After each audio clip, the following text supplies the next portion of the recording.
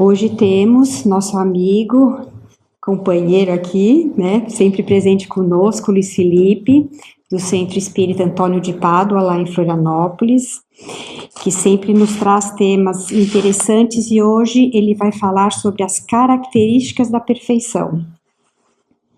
Vamos ver, então, o que nos tem a dizer. Sinta-se à vontade, Luiz.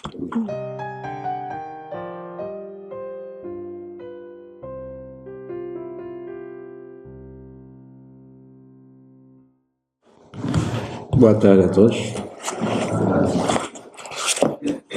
O tema de hoje, como a nossa irmã falou, característica da perfeição, mas eu vou tratar no sentido mais abreviado do capítulo 17 do Evangelho, que é o título é Sede Perfeitos. Né? Aí entra a característica da perfeição. Nesse capítulo, nós temos os caracteres da perfeição, o homem de bem, os bons espíritas, parábola do semeador, instruções dos espíritos, o dever, a virtude, os superiores e os inferiores, o homem no mundo e cuidar do corpo e do espírito. São subtítulos, né?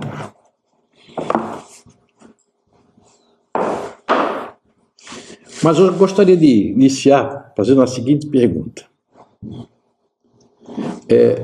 Quando a gente fala, por exemplo, sede perfeitos, o que é que nos vem à mente?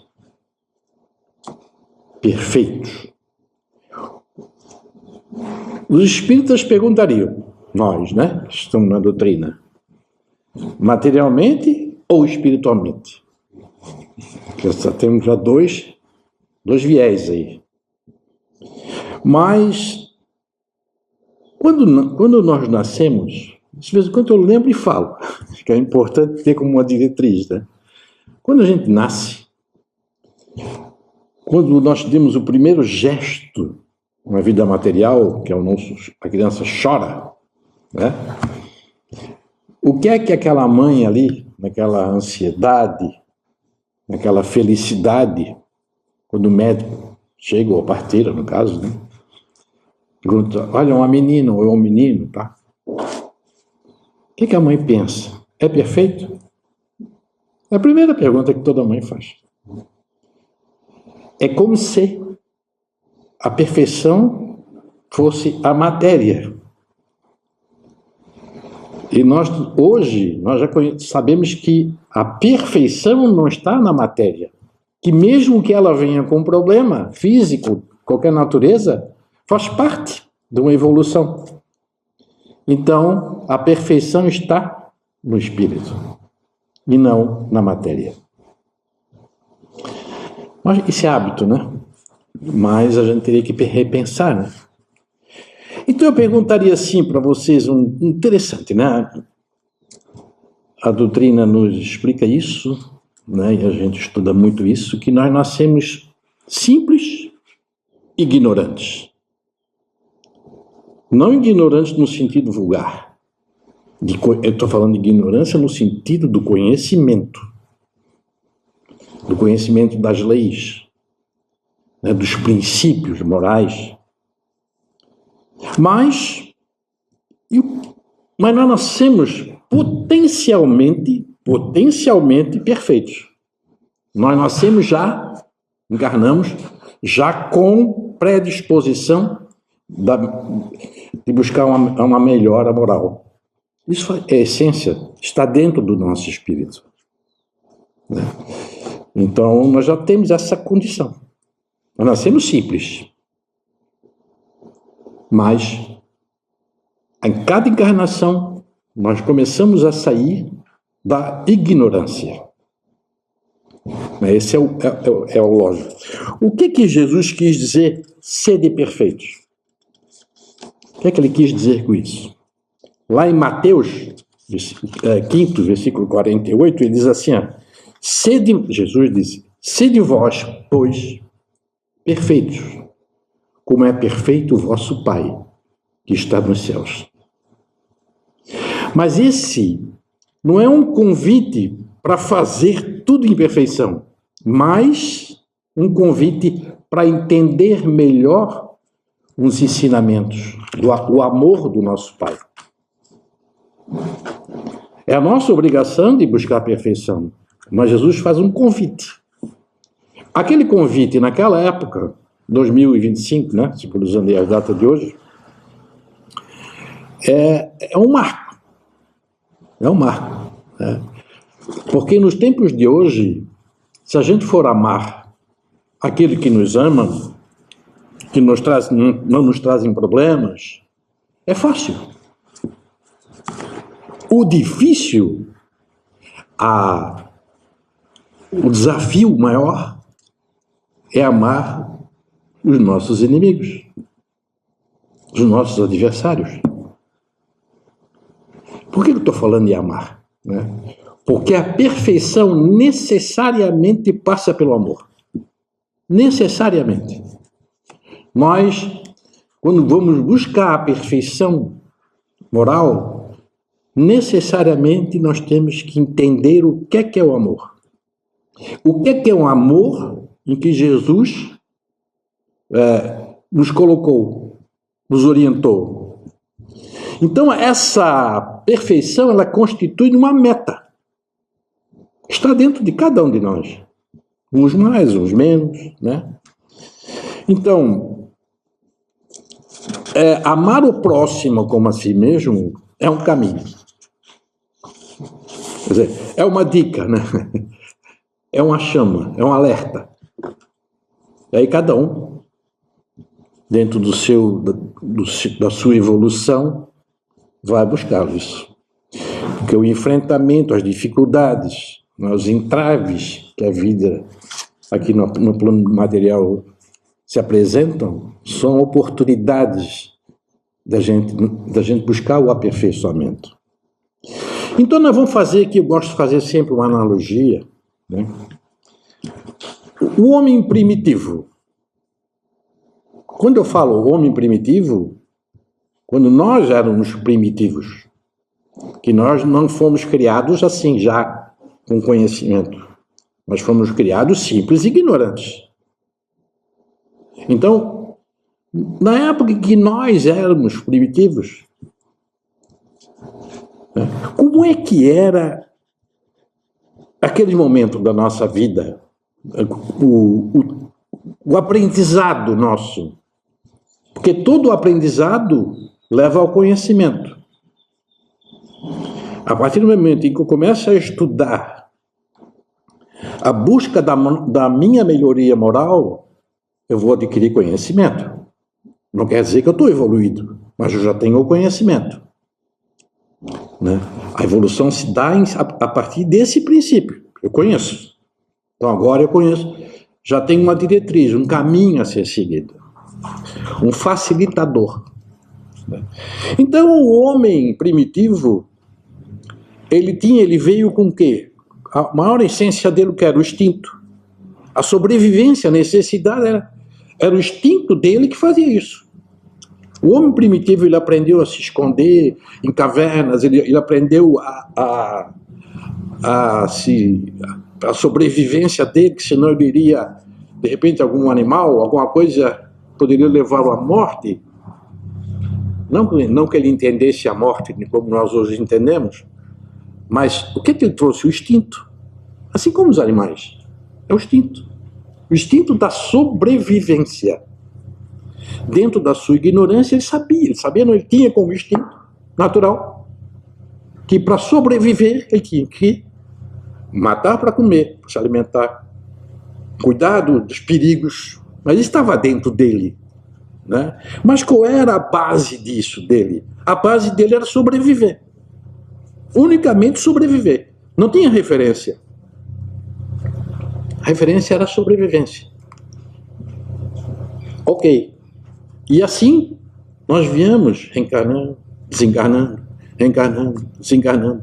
Mudança de clima, mudança de local do nosso reencarno. Tudo isso vai mudando, vai alterando a nossa forma de buscar a perfeição. E aí, pegando aquele homem primitivo para hoje, nosso estado hoje. Qual é a nossa necessidade hoje? Quando nós temos consciência disso. A necessidade é a evolução. A evolução moral. Eu necessito evoluir. Eu necessito, através do conhecimento, buscar cada vez mais. Eu necessito disso. Mas, para que isso se concretize com sucesso, nós temos que ter uma base no qual nós não tínhamos lá atrás. A nossa base hoje, quem que é a nossa base hoje? Que nos sustenta, que nos põe em pé. Deus, ok. Mas é o amor. O amor é a base, é o alimento. Mas, qual é agora a nossa referência que nós não tínhamos no passado? A nossa referência hoje que é Jesus, nosso irmão.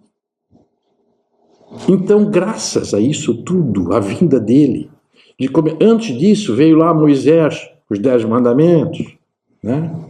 Apareceram vários profetas, tudo isso, que já foram meio que preparando o terreno, diria assim, na matéria, para que Jesus pudesse vir e dizer para nós: acordem, eu vou falar de amor.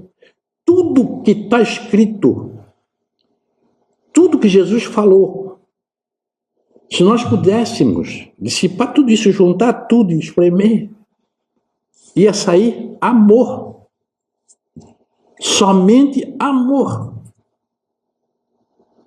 Então, hoje nós temos uma base, que é o amor, e temos uma referência, que é nele.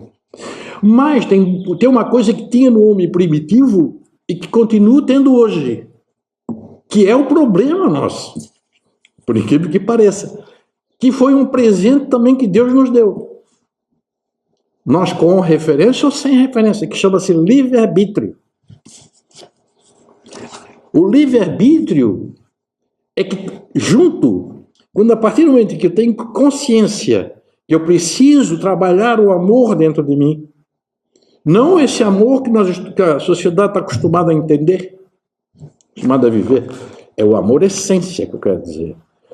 Quando a gente consegue entendê-lo, nós vamos começar a perceber o quanto nós precisamos ainda evoluir, né? E o quanto já evoluímos. Se a gente buscar a referência daquele homem primitivo para hoje, a gente vamos entender algo, né, que nós já melhoramos. Né? Continuamos ainda, vez por outra, agindo com o instinto. Às vezes até o instinto de sobrevivência, o instinto da inveja. Então, nós usamos algumas artimanhas como se fosse uma defesa.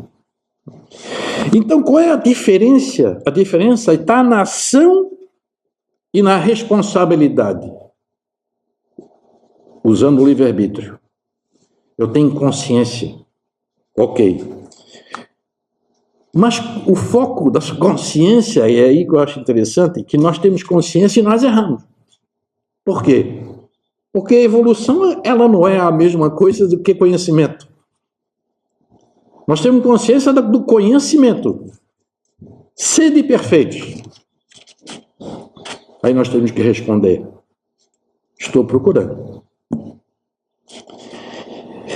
Lá em Mateus, né? Esse mau uso do livre-arbítrio que nos conduz ao erro. A dificuldade de sermos perfeitos. Né? Então, assim, essa consciência de que somos perfeitos, esse exame de consciência, essa reforma íntima, essa reforma é cada um se dá para si, é a nossa reforma íntima. Que toda reforma requer o quê? Requer sacrifício, ela requer muita luta, perseverança, fé, estudo, certeza, exercício. Vocês estão vendo aqui, está sendo edificado aqui no lado um novo espaço. É simples assim, chegar ali e fazer um novo espaço. Então isso teve projeto, teve reuniões, chama-se uma pessoa, um engenheiro, chama esse ou aquele, para começar a construir. Para começar a edificar, nós precisamos de uma série de situações para dizer assim, agora estou pronto para começar. E esse nosso pronto para começar, pronto para ser perfeito, começa por uma reforma íntima. E sustentada, baseada com foco no amor. Eu tenho um problema sério e eu não consigo perdoar com alguém. Se a pessoa me fez algo e eu não perdoo. Já começamos a fazer o entendimento. Eu sei que eu preciso perdoar, mas eu não consigo. Mas vamos ter que perdoar. Não importa qual o caminho. Mas nós precisamos perdoar. E aí vem muitas vezes, a gente faz uma reflexão, e nessa reflexão nós começamos a ver assim, ó, quando a gente começa a querer isso, nessa encarnação, eu errei. Em várias situações. Por ignorância, por não ter esse entendimento que eu tenho no tempo de hoje, mas eu errei. Vou me culpar por isso? Trazer esse sentimento de culpa? Não. Eu vou ter que entender que naquele momento eu não tive ainda o despertar de uma consciência em nome do amor.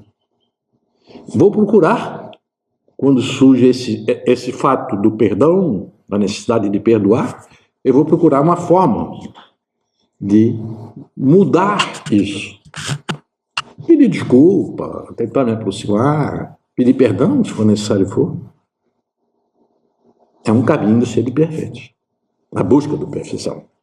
E aí uma das características da perfeição diz assim, ó, vou repetir, amai-vos vossos inimigos, fazei o bem ao que vos odeiam, e orai pelos que vos perseguem e caluniam.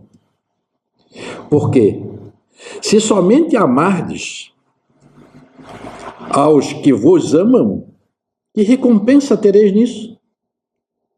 Que aí fica fácil, né? Não fazem assim também os publicanos? Se unicamente saudardes os vossos irmãos, que fazeis com isso mais do que os outros? Não, vos faz o mesmo os pagãos? Sede, pois, vós outros perfeitos, como perfeito é o vosso Pai Celestial. Isso, palavras de quem? De Jesus. Então veja, tem uma parábola dele muito interessante para a nossa reflexão que eu trouxe aqui. Diz assim, ó, naquele mesmo dia, Jesus saiu de casa e se sentou à beira do lago. Uma grande multidão se juntou ao seu redor. Havia tanta gente que Jesus entrou num barco e se sentou. E toda a multidão permanecia de pé na praia. Jesus lhe ensinou muitas coisas, por meio de parábolas. Ele dizia, certo homem saiu para semear. Enquanto semeava, uma parte das sementes caiu à beira do caminho, e os pássaros vieram e as comeram. Outra parte caiu no meio das pedras, onde havia pouca terra. Essas sementes brotaram depressa, pois a terra não era funda. Mas, quando o sol apareceu, elas secaram, pois não tinham raízes. Outra parte das sementes caiu no meio dos espinhos, os quais cresceram e o sufocaram. E uma outra parte ainda caiu em terra boa e deu frutos, produzindo 30, 60 e até mesmo 100 vezes mais do que tinha sido plantado. Quem pode ouvir, ouça. Então Jesus explica a parábola do semeador da seguinte forma: ouçam o que a parábola daquele que semeia quer dizer. Vamos comparar a semente com nós, espíritos encarnados, tá? A semente que caiu à beira do caminho representa a pessoa que ouve a mensagem a respeito do reino, mas não a compreende. E Satanás então veio e tira as coisas que foram semeadas em seu coração. A semente que caiu no meio das pedras representa a pessoa que ouve a mensagem a respeito do reino e com muita alegria a aceita imediatamente. Mas, como não tem raiz, não dura muito tempo. Assim que encontra dificuldades ou que é perseguida por causa da mensagem, abandona a sua fé. A semente que caiu no meio dos espinhos representa a pessoa que ouve a mensagem a respeito do reino, mas é sufocada pelas preocupações com coisas desta vida e pela ilusão das riquezas. Essa pessoa não produz nenhum fruto.